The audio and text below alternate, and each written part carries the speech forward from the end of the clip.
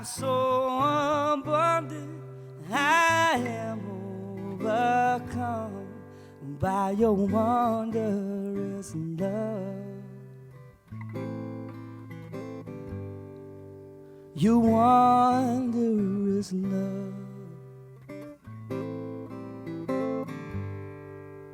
You fill my heart with songs of praise.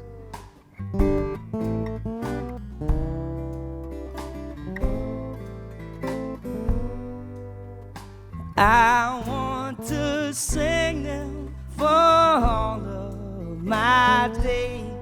It's your wondrous love. Your wondrous love.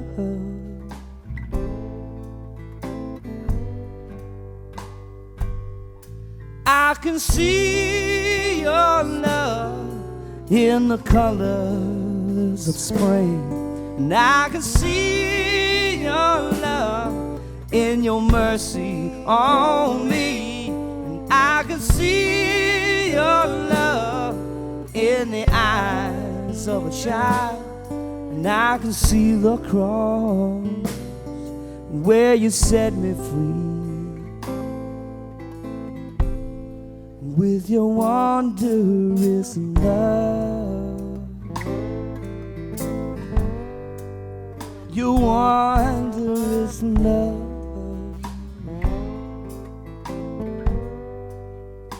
I am in awe, I'm overcome by your wondrous love.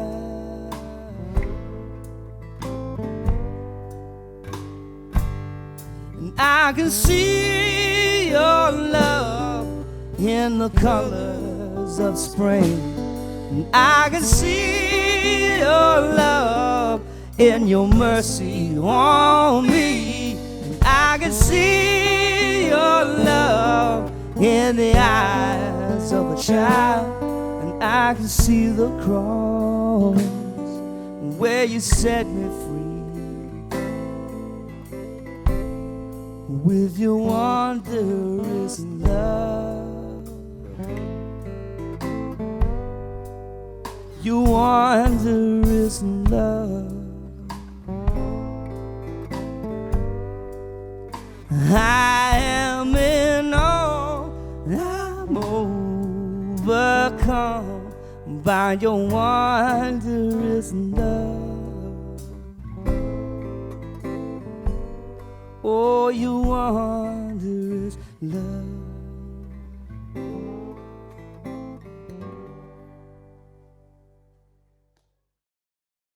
Good morning, New Life. It's Mother's Day, and a quick little fact for you is in Mexico, they celebrate Mother's Day every year on May 10th. So the day changes, but the date doesn't. So it's kind of special that it's on the same day that we celebrate it.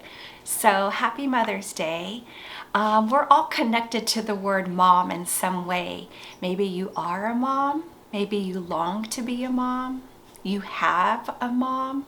You had a mom. Maybe you were a mom. Maybe you're a grandmom. But this day also brings mixed emotions as well. And it's not always a happy day for everyone. But I want you to know that you could be rest assured in God's wondrous love. And Spike just sang about that wondrous love for us. I want to tell you about a great opportunity where you can experience God's wondrous love. This Wednesday, we're going to have a time of prayer. It's called the Emmanuel Prayer. And Emmanuel simply means God with us. And this is going to be led by Marty. You saw him last week in our video, and he did a wonderful job leading us through that prayer. So this week on Wednesday at 12:30, we are going to meet on Zoom together, and we are going to experience this Emmanuel prayer. So you'll see in the chat box there is a Zoom link. What you can simply do is copy that Zoom link and paste it somewhere in a document or a browser where you can access it. And I'm pretty sure that this week we will also post it on social media. So be on the lookout for that as well. Now, what I'd like to tell you also about the Emmanuel prayer is it's going to be a guided prayer. So Marty will walk us through on the process. This is open to anyone, so we encourage you to invite your friends to experience this. It won't be long at all. It's, about 15 minutes maybe. So we hope that you'll join us this Wednesday for the Emmanuel prayer. All right. Well, when we're together, we always get to fill out that Connect card. And now that we have our church online, we don't get to hear from all of you. So I'm really encouraging you and hoping you that you would fill out that Connect card this week and just let us know how we can be partnering with you.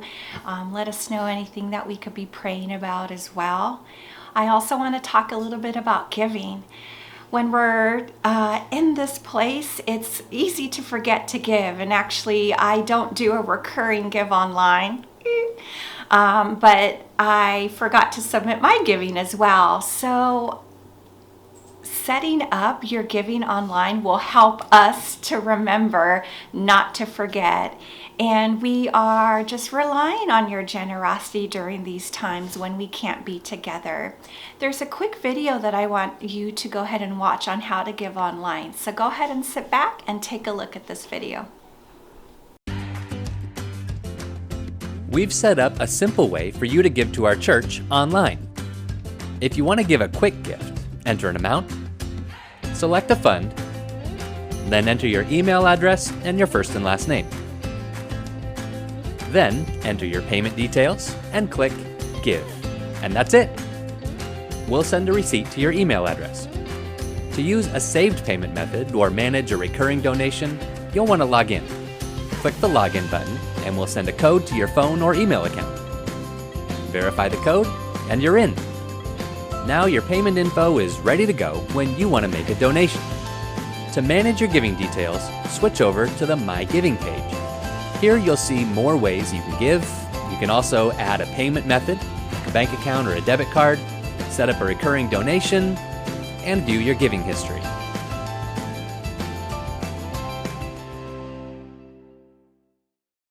Hey, this is Ron here with another brief update on our 6K run. Listen, we are partnering with World Vision to answer a crying need in our world, and that's the need for clean water. And we are raising funds, even in the middle of this COVID time. We are raising funds to drill a clean water well in some portion of the world where the average person walks approximately 6 kilometers or about 4 miles to get any form of water, and unfortunately sometimes it's even lethal. So COVID is telling us, no, you can't do a 6K run, which is what we wanted to do. But you know what? COVID cannot and should not stop us. We can do something about this. So we're going to do some creative fundraising. So here's what we've done. We've gone to World Vision. We've set up a New Life page. It's set up in the name of our captain, Malia Marshall, so that anybody can donate through her page and it gets automatically credited to New Life. It's all tax deductible and any donation of any size. So now listen, there are 3 ways that you can join in. The first one is, but you have to join in between now and Saturday, May the 16th. So here are the 3 ways. Number 1, you can just donate. You go to the link that you should see on this social media post, and you click the donations button and you can donate any amount, and it automatically gets categorized right and you get a receipt for it. Another thing you can do, instead of running 6K, you can do 6 of anything, maybe strenuous or funny or whatever, and get your friends to sponsor you. Remember the old ice bucket challenge where people would sponsor you for $100 and they could dump a bucket of ice water on your head? Well, it's similar to that. Get your friends to sponsor you to do 6 things. Film yourself doing it, send the video to them, send the link to them, and they can hit the donations button and they can donate whatever they have agreed to donate for you. And then last of all, you can challenge 3 friends to do what you're doing, to get their friends to sponsor them, to make a video of them doing 6 whatever things, and so forth and so forth. This can go out as many generations as we want it to, but here are the key things. Number 1, we can do something now. And number 2, let's do it together.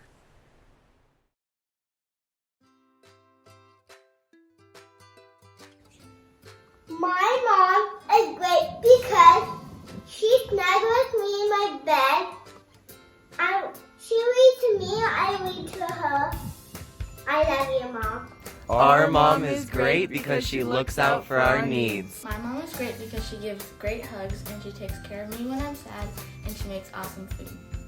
My mom is great because she's loving, caring, and so patient when she does math with me every day. We love our mom because she's so beautiful, loving, and kind. And she gives us more than one dessert. My mom is great because even though she has a lot of work, she's always available to listen. Our mom is great because she lets us eat pizza every Friday. Our mom is great because she has a big heart. My mom is great because she has a big heart. Our mom is great because she has the best smile and her laugh is always contagious. And she loves us even on our worst days. Love you, Mom. Love you, Mama. My mommy is great because she helps me when I get bored or when I get sad. My mom is great because she gives kisses to me and cuddles me when I'm scared.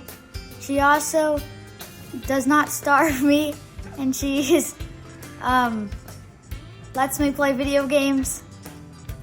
My mom is great because she feeds me and gives me responsibilities. Because she cares me and she loves me, because she sings me a lullaby, and I love her because she kisses me. My mom is great because she always supports me. My mom is great because she is nice to me and she snuggles with me every night. My mom is the best because she always puts others first. And she always makes us try new things.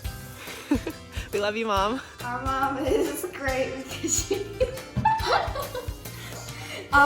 she's also great because she's strong. My mom is great because she's my best friend and has always been my biggest supporter. Thanks, Mom. My mom is great because she gives me ice cream. My mom is great because she supports me by driving me to swim every day, and she makes the most delicious meals for us every night. She helps me with my homework, cuddles me on the couch, and does all the chores. We love you. Happy Mother's Day! Our mom is great because she cares for us a lot. Our mom is great because she cooks really good. Our mom is great because she helps us grow into the women we are today. My mom is great because she loves me. My mom is great because she is generous, kind, and loving. It's so amazing, I can't believe it.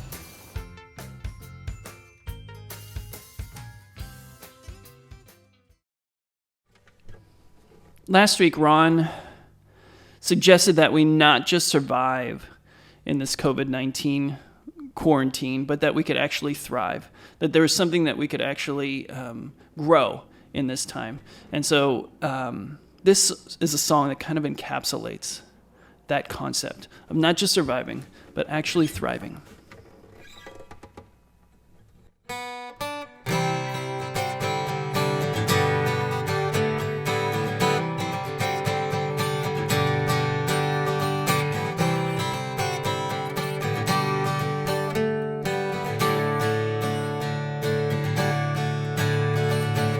Here in this worn and weary land, where many a dream have died,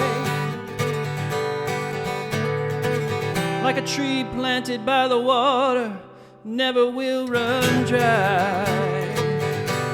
So living water flowing through, God, we thirst for more of you. Fill our hearts and flood our souls with one desire, just to know you and to make you known. We lift your name on high, shine like the sun, make darkness run and hide. We know we were made for so much more than ordinary lives. It's time for us to more than just survive. We were made to thrive.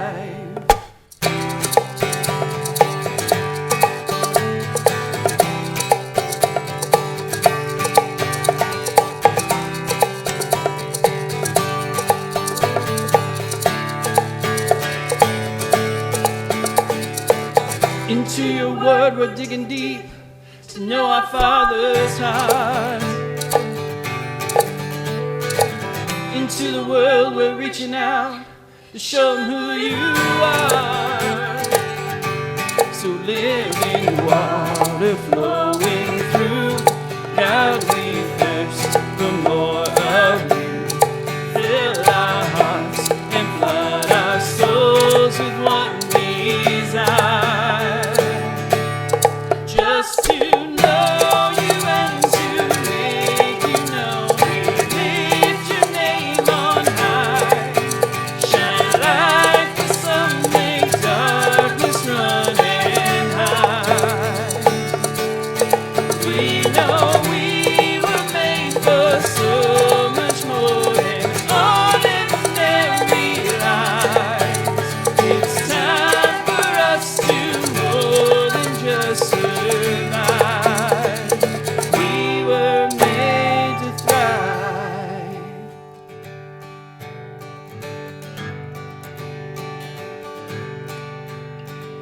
Joy unspeakable, faith unseekable, love unstoppable, anything is possible. Joy unspeakable, faith unsinkable, love unstoppable, anything is possible. Joy unspeakable, faith unsinkable, love unstoppable, anything is possible. Joy unspeakable, faith unspeakable, love unstoppable, anything is possible. Just to know you and to make you known, we lift your name on high. Shine like the sun, make darkness run and hide.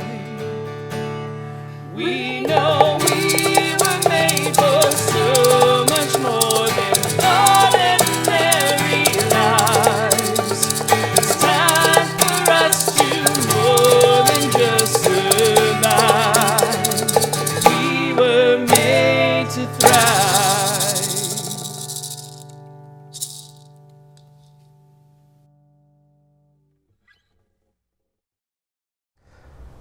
Well, good morning, New Life.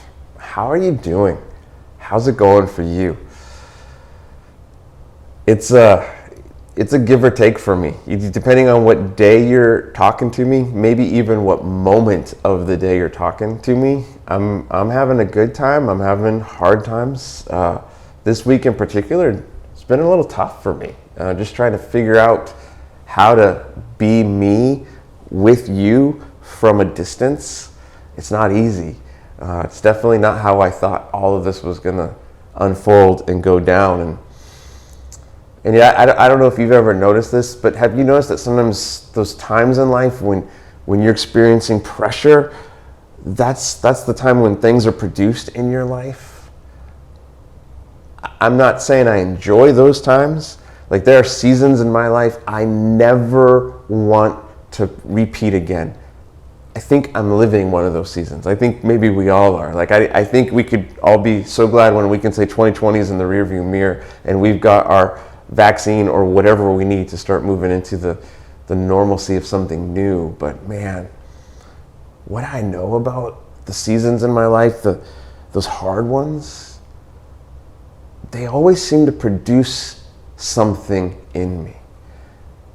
Whether it was a deeper sense of empathy towards other people because I experienced something that they've also experienced, or maybe it's a new relational depth that I have because I've gone through the trenches of some kind of warfare of life with another person, and it's just made us deeper together, or somehow through the hard thing I went through, God produced a new strength in me. And yet those seasons are rarely ever pleasant. I think sometimes when I'm going through them, I kind of feel like a diamond in the rough. I feel like that because in some way I know I'm supposed to be better than I am. I know I'm supposed to be, well, kind of glorious. I mean, I'm created in the image of God, so are you. That should mean there should be some dazzle and sparkle and greatness about us. And yet when I'm going through the pressure of hard things, I rarely feel pretty. I feel kind of like a hot mess. I don't know how you're feeling, but man, that's how it feels at times. And yet there's something interesting when you think about the beauty of diamonds. Like a diamond's real beauty is revealed when it reflects the light that's shining on it. And I wonder if maybe that's kind of what God's wanting to do in us in this season, in this time of pressure, is to produce something beautiful in us as His light shines on us. See, and I think in a lot of ways Joseph was kind of like a diamond in the rough. And one of the reasons we've been just spending time unpacking his story and looking at what he went through is so that we could have a feeling of hope in our stories today. Like if God could work in that guy's story, in the situations he went through, then maybe I can have hope that God can do the same for me now in this story I'm living. And so as we get back into Joseph's story today, we're going to see something really extraordinary about Joseph that I think actually reveals something incredible about God and the work God was doing in Joseph's life.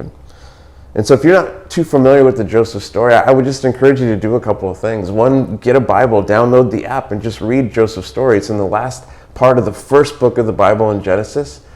Go see the cartoon that was made several years ago, or catch up on our series. Go listen to the previous teachings to kind of catch up. But Joseph, when we meet him, he's a 17-year-old kid living with a silver spoon in his mouth. Dad's favorite. Older brothers can't stand him because Joseph is kind of taken with himself. He's got these dreams of greatness that were God-given dreams, but in his immaturity, he can't handle them, and he's just kind of flaunting it to his brothers until they say, "We're done with you, little bro." And they sell him as a slave to Egypt. I mean, talk about family dysfunctional dynamics. And so now Joseph is lost to everyone and everything he ever knew and finds himself caught up as a slave living in Egypt and serving for this guy named Potiphar, who was captain of the guard of Pharaoh's palace. And Potiphar's wife took interest in Joseph when Joseph did the right thing and said no, but she spun a story, gets Joseph in trouble, wrongfully accused. Now Joseph goes from being a slave to now a prisoner in the palace prison. And what we saw happen last week is that in that place, God was still at work in Joseph's story. Joseph had this ability as God worked to help explain what dreams meant for people. And he met two of Pharaoh's top aides, and they both have these disturbing dreams. And so Joseph said, "Well, tell me your dreams." He's like, "That's God's business, but I know God, so let me maybe help you." And so they each tell him their dream, and Joseph's like, "Hey, this is really good for one of you and really bad for the other one. One of you, Pharaoh's going to actually kill you, but the other one, he's going to reinstate." And so the one who gets reinstated is Pharaoh's cupbearer, the guy that drinks his cup to make sure it's not poison. And what Joseph asks this guy is, "Hey, would you remember me when you get back to that place? Because I'm not supposed to be here." And yet this is how the chapter ends. It says that Pharaoh's chief cupbearer, however, forgot all about Joseph, never giving him another thought. And man, that's what life can feel like a little bit right now. Like, I just kind of feel like I'm being forgotten. as life is closing in around me. And this is where Joseph was at. And so the next episode, chapter 41, starts, and this is what we see going on. It says, 2 full years later. I mean, catch that. Joseph is forgotten in prison for 2 full years. So 2 full years later, Pharaoh dreamed that he was standing on the bank of the Nile River. And we're told that Pharaoh has kind of 2 dreams back to back, kind of 2 nights in a row, and they involve 7 good things and 7 bad things. So the first dream is 7 really like big cows that are just full of meat and vibrant in life. And then suddenly 7 very sickly cows come up and devour the 7 healthy cows. And he doesn't know what to do with this dream. And the next night he dreams of 7 heads of grain that are just, again, ripe and full. And yet 7 kind of sickly, diseased grain come and swallow up those 7 grain. And so he's confused. He doesn't know what to do. And we're told that the next morning, Pharaoh was very disturbed by the dream. So he called the magicians and wise men of Egypt. And when Pharaoh told them his dreams, no one could tell them what they meant. And so finally the king's chief cupbearer spoke up. He says, "Today I have been reminded of my failure," he told Pharaoh. He's like, "Oh, I forgot about Joseph." Which, I mean, I don't blame him in some regards. It's not like you want to go up to Pharaoh and say, "Hey, remember that time you were angry and you threw me in prison and you were maybe going to kill me?" You're probably not wanting to bring that up on a daily basis. But suddenly he remembers Joseph can handle dreams and Pharaoh needs help. And so he explains everything to Pharaoh, what happened and how Joseph met him, and everything Joseph explained in that dream came true. And so Pharaoh's desperate right now. No one can help him. He's like, "Okay, go get this guy from prison." So Pharaoh sent for Joseph at once, and he was quickly brought from the prison. And after he shaved and changed his clothes, because you're probably not smelling too good or looking too good, 2 years plus in prison. I mean, it's kind of how we're all starting to look in quarantine right now. I'm hoping that I can get a haircut soon because this is not a good thing for me. And so Joseph gets all groomed to go meet Pharaoh, and he went and stood before Pharaoh. And then Pharaoh said to Joseph, "I had a dream last night, and no one here can tell me what it means. But I have heard that when you hear about a dream, you can interpret it." And so catch this. This is it. This is Joseph's big moment. I mean, the whole movie has been moving towards this moment where he's going to stand before Pharaoh. And so you think, like, Joseph, do not blow this moment. This is your opportunity. If there was ever a moment to have your resume ready with all your abilities and skills and assets, and to have all your references ready to go, and to say, "Pharaoh, look, that guy right there, he knows I can do this. Pharaoh, I'm your man." And yet, look at what Joseph does. He says, "It's beyond my power to do this," Joseph replied. And I'm like, "Are you stupid? What are you saying?" And he goes on, he says, "But God can tell you what it means and set you at ease." And see, this is amazing to me, because what Joseph does in this moment defies all our modern, conventional wisdom of self-promotion.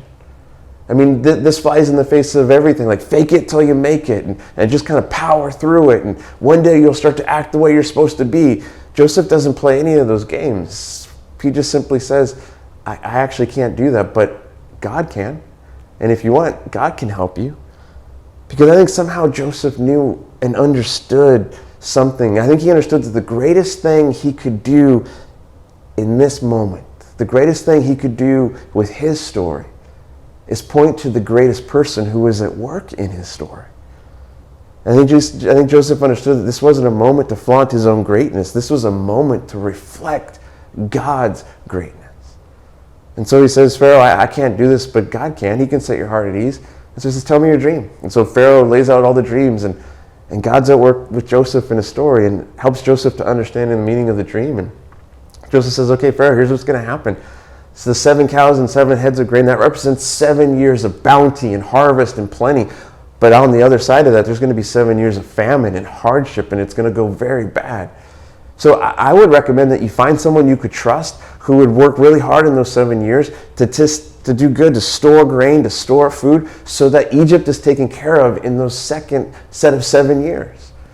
And so Pharaoh hears what Joseph says and seems to come to an agreement with him. He says, that sounds like a great idea. Why don't you do that? And so we're told that Pharaoh said to Joseph, I hereby put you in charge of the entire land of Egypt." And Pharaoh said to him, says to Joseph, "I'm Pharaoh, but no one will lift a hand or foot in the entire land of Egypt without your approval. And then suddenly Joseph goes from the prison to the palace in the blink of an eye, and he's made second in charge of all of Egypt. I mean, this is his redemption moment. And you keep reading in chapter 41, and he finds his wife, and he starts his family, and he starts to live his best life for the next several years in this moment. And yet what's amazing about seeing God in his story in this moment, we suddenly see God's brilliance in Joseph's story. Because here was God at work in his story all along. So Joseph, I'm giving you dreams because I want to do something through your life. And then life takes a dark turn, and Joseph's now sold as a slave. He heads off to Egypt, and he just happens to be purchased by a guy named Potiphar, who's captain of the palace guard. So when things go wrong in Potiphar's house and Joseph is wrongfully accused, he's thrown into prison, but not just any prison. He's thrown into the palace prison, where he now has direct access to some of Pharaoh's closest advisors. And so when we step back and look at this story in this moment, we realize that God was with Joseph every step of the way. God was leading Joseph every single moment closer to his destiny. God was positioning him through every difficult moment so that he would be able to step into his greatness. The greatness that Joseph had first dreamed about when he was a 17-year-old punk living on dad's farm. And see, I think what's so amazing to me, what I love so much about Joseph, one of the things I just appreciate about him is how we see in his story how he held on and held fast to God despite every dark turn that took place. That somehow Joseph knew that God was with him and that God was for him and that nothing was beyond God's ability to work for good in his story. And so when the time came for Joseph to step out of the darkness of prison into the full light of the palace, like Joseph didn't have to fight for that moment. He didn't have to clamor for it. All Joseph had to do as he was stepping into that moment was point to the one who had been at work in his story all along the way, every step of the way. And see, I think Joseph shows us something so beautiful about God and his relationship with him. And I think this is what Joseph shows us. Shows us that God gets the glory when you point to him in your story. Now think about that. God gets glory when you and I are willing to point to him in our story. As we're telling our story to other people, and it doesn't have to mean weird Jesus-y kind of stuff, but just like, yeah, let me tell you what God's done in my life. And when we do that, God gets the glory, which might sound weird. Because I don't know, maybe you're thinking, well, but I kind of would like to be the hero of my story. I kind of want the glory for it seems like God's kind of a glory hog. He just wants to use me to get glory. And yet, listen. You want God's glory in your story. You want God's glory on full display in your life. And here's why. You and I, we were meant for glory. Like we were meant to know and see and experience God in all his glory, to know him in all his breathtaking beauty and wonder and awe. And see, because that's one of the reasons God created us in the first place. He created us in his image to be like him so we could reflect him to the world around us, but so that we could also be in relationship with him and knowing God, like experiencing God, would be our greatest joy in life. Because no thing and no one is as great and glorious as God, which means that the greatest thing God could ever give us is himself. And he made us for him so we could know him. So you know that feeling you get whenever you experience something beautiful or magnificent in life? Like maybe you're driving along the coast and it's evening and the sun is setting. You just have to pull over and take in the epic skyline, and something catches in your breath. Or like our family, we've just discovered Sausalito, and so we've done some sheltering in place drives down there just to take in the beautiful vista. And there's something glorious on a clear day when you're looking across the bay and you see the bridges and you see the city in the distance, and there's just something in you that just says, this is so huge. Or maybe it's the time when you just had a really good meal, like Cinco de Mayo. We went and got Elroy's, and I'm telling you, that's the greatest proof of God's existence, that Mexican food exists. And so we just had some good margaritas and tacos, but there was just something so good about that meal we had together. Or maybe you just had a beautiful conversation or a beautiful day with a friend, and you're just reflecting on it, and you just think, like, I don't know if it could get much better than this. See, there's something about those moments that stirs something up within us. It's almost like it awakens an ache or a longing we all have. This ache or longing we have because we realize that we were meant to know and experience true beauty and wonder and awe. And see, I think the reason we have that longing within us is because we were created to know God. And I don't know where you're at in your story of faith, but I would just encourage you to listen to that longing.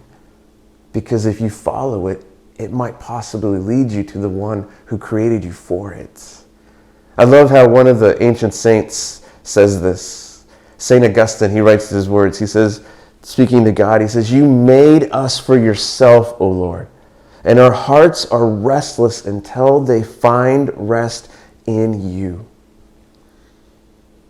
I love that because I think there's something beautiful about all those other things, but all those other things really only do is awaken that hunger. It's like scratching the itch, but they don't fully satisfy. They don't satisfy and fulfill us because only God can do that. And I love that this is what we discovered Jesus came to do for us. That he came to restore what was lost, to bring us back into right relationship with God, that in overcoming our sin and our mess, he heals the brokenness that exists between us and God, and he brings us back into relationship with God. And I think this is such the wonderful thing about encountering Jesus, is that he calls us to follow him back into that relational reality with God once again. And see, in Jesus, our deepest longings begin to find their fulfillment because he's leading us back home to God once again. One of the early Christian leaders, a guy named Paul, understood this in his own experience, and he was writing to some of the first Christians to help them grab hold of this reality they were beginning to experience as well. And so in Colossians 3, one of his letters to the first Christians, Paul writes this. He says, "Since you have been raised to new life with Christ." Meaning, like, if you've stepped into this new life Jesus offers you, you've been raised into something new. It's a totally new kind of life. It's no longer a broken life. It's a life that's being healed and restored. So he says, since you've been raised to this new life with Christ, set your sights on the realities of heaven where Christ sits in the place of honor at God's right hand. Paul says, think about the things of heaven, not the things of earth. And by that, he doesn't mean let's neglect the reality of this world, but what he means is don't be taken with the things of this world that you think they're the main event. Think about who God is because he's the main event now. He says, for you died to this life, and your real life is hidden with Christ in God. And when Christ, who is your life, is revealed to the whole world, you will share. Listen to what he says.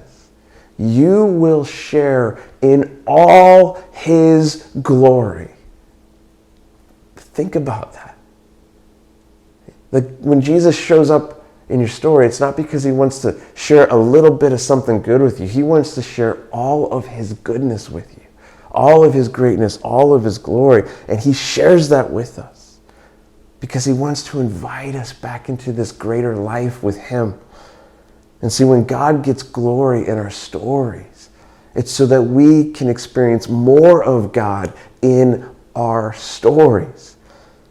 And so with Jesus, our future is bright and it's brilliant because he's at work in our stories today, leading us into a greater day that's coming. Which means that there's never a time in your story where God's not at work, right where you're at. No matter how hard or difficult it is, he is at work in your story because he wants to lead you into his glory. That means even today, right now, God's at work in your story, even when it seems bleak and dark and heavy and hard. I think sometimes we can say, so what's going on then? What's going on when it feels like we've been forgotten? Kind of like Joseph, like life feels like a prison and I'm missing out on so much. What's going on? What if God is at work right where you are, preparing you for a greater day that's coming? Like, what if the work God is doing in you today, God is doing in your life, in your story right now, is actually necessary in order to help make you ready so you can handle what He has in store for you?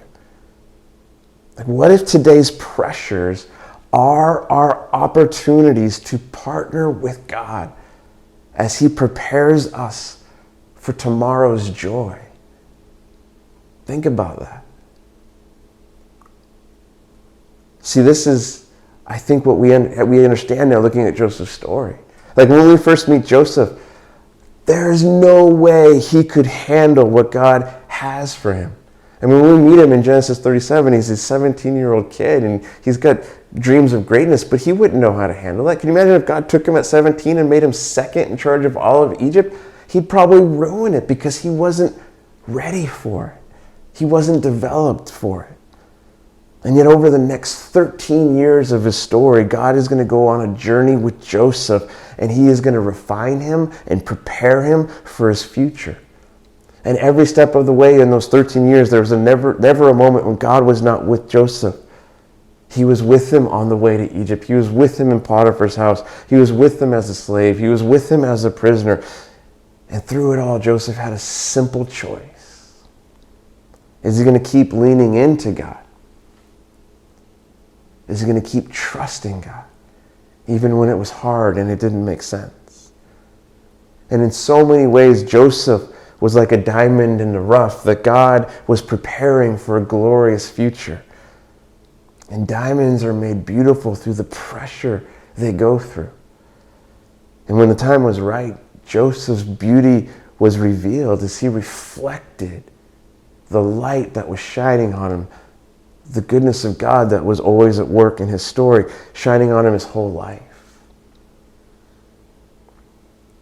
So let me ask you something. What's the bright future that God has for you? That maybe even right now God is preparing you for? What's that bright future? You know what's great about that question? You don't have to know the answer to that question. Like Joseph didn't. He had no clue what was going. He did not know the answer to that story. He didn't know how his story was going to unfold. But what he did know was that God was with him every step of the way. And that was enough.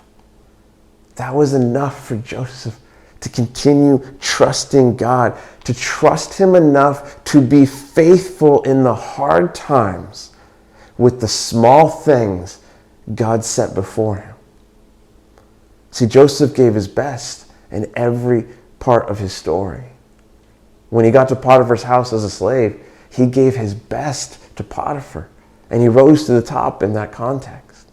And then when that went south and he was wrongfully accused and thrown into prison, Joseph gave his best to the warden. I mean, he could have been bitter. He could have just sat in the dark and wallowed. No, he gave his best because he was going to be faithful to what God put in front of him. And then he gave his best to his fellow prisoners, even when he was forgotten for 2 full years. Joseph still gave his best. So what are the small things that God has set before you right now in the midst of this hard time, in the midst of this season we're all going through? What are those things that are your opportunity to be faithful to who God wants you to become? The way you're treating the people around you, the way you're seeking to throw joy on the internet instead of fear, the way you're seeking to walk with others and encourage them to reach out to other people. What are those small things? Because what if those small things are your opportunities to partner with God today as He's preparing you for tomorrow's joy? And what if in being faithful to those small things is how God is going to refine you and prepare you for the greater things He has for you? See, you and I, friends, we're God's work in progress. It's why we're told that we are God's masterpieces, created new in Christ Jesus, because God has things for us to do in this world. And just like diamonds are made under the pressure, this season is your opportunity to partner with God as He prepares you for tomorrow's joy. And just like diamonds shine brightest in the sun, your true beauty is always revealed by the light that's shining on you. And God is shining His light on you today.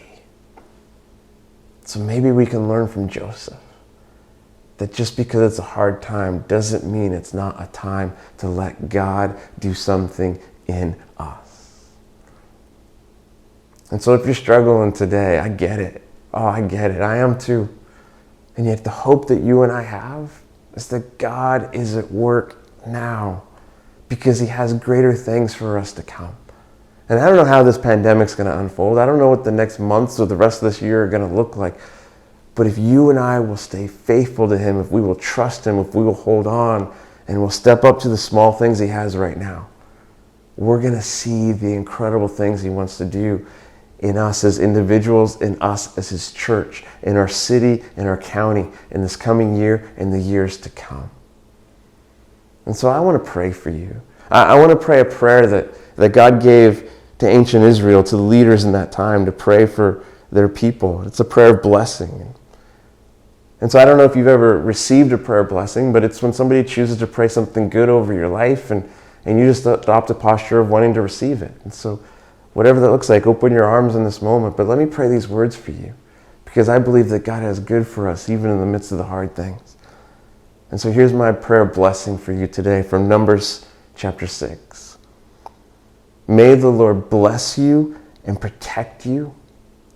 And may the Lord smile on you and be gracious to you. And may the Lord show you His favor and give you His peace.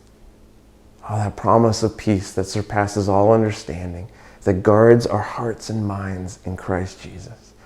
May you know that peace today so you could hold on and step fully into the light of everything God has for you. Amen. You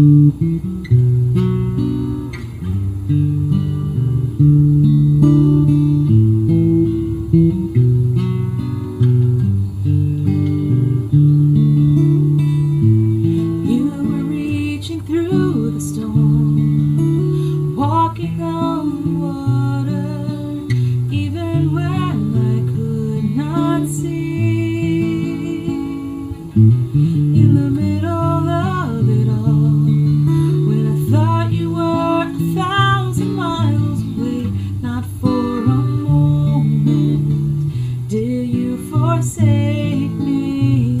Not for a moment did you forsake me. And after all, you are constant. And after all, you are only good. And after all, you are sovereign. Not for a moment will you forsake me. Not for a moment will you forsake me.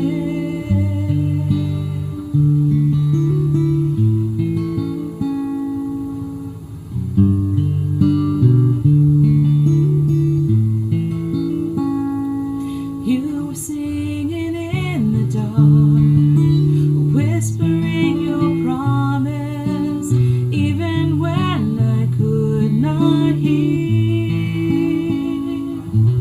I was held in your arms, carried for 1,000 miles to show. Not for a moment did you forsake me. Not for a moment did you forsake me. And after all, you are constant.